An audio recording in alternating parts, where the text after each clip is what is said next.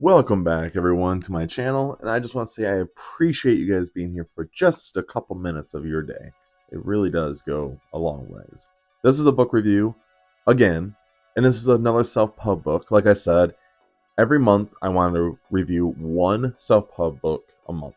I just feel like indie authors need a little bit of a spotlight. There's a lot of other YouTubers that do this as well, and I just want to be a part of it because I also am a self-pub writer, so I want to spread the wealth. You guys know what I'm saying. This is Wolves of Adalore. So here's the cover of it. I showed this earlier for the December TBR. You guys should go check it out if you guys want. But Wolves of Adalore. I saw this on Amazon as a recommendation of another book. Actually, I was buying Dragon Ball Super, and this popped up, and I was like, groovy. So I bought it. So the book is a very simple trope of, the main character has like a power that others are like, oh, that hasn't happened all hundreds of years and so on, which doesn't bother me. None of these tropes from fantasy ever bother me. I just like to see how it's executed. That's like me. Like, a lot of people complain about it. I don't really care. I just want to read a book. And this was an interesting concept because the main character, she has like different color eyes, and that's how you know you are a mark of the hunter, because she has one brown eye and one like a grayish blue eye. And I thought that was really interesting because when I looked at the cover, I looked at her face, I'm like, does she have two different color eyes? Like, that was my thought. And I'm glad I recognized that, because now I'm like, oh, it makes sense now. So that was one of the plots of this book that I really enjoyed liking. And I think one of the best parts about this book, no joke, is the pace is insane.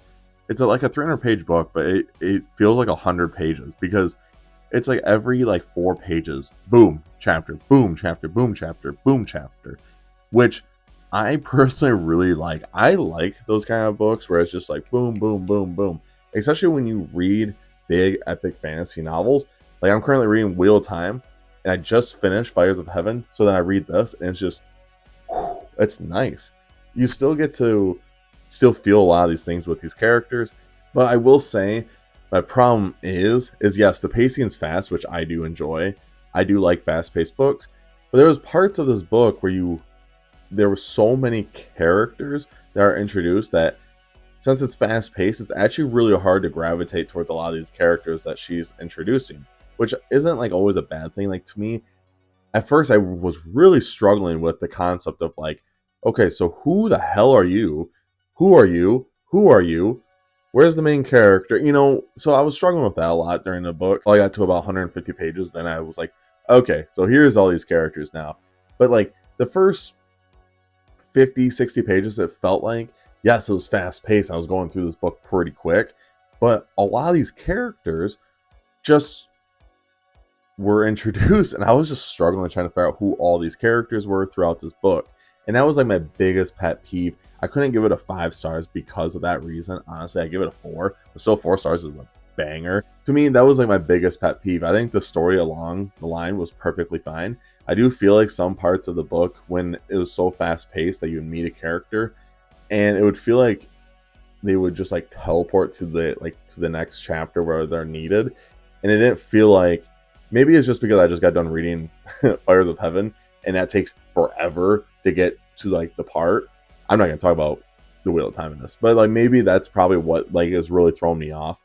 And because there was parts like where you would meet a character super early on, and like they're like hunting the mark of the hunter, and then like maybe 2 chapters later, they're like, boom, they already found them, and I'm like, how? But then I was like, I didn't really think too deep about it. I'm like, whatever. It makes sense. They're just out in the woods trying to get to point A to point B. So I didn't really think too deep about that.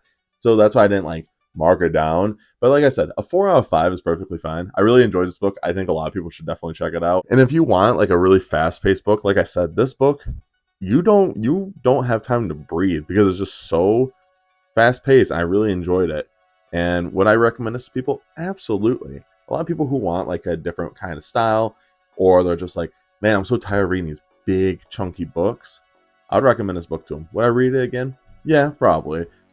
It's like because she has book 2 and 3 out, so I was thinking, I'm like, well, I'd probably end up reading book 2 and then probably book 3, but I would have to reread this one to remember all these things because I don't know when I'll actually get to the sequels of a lot of these books.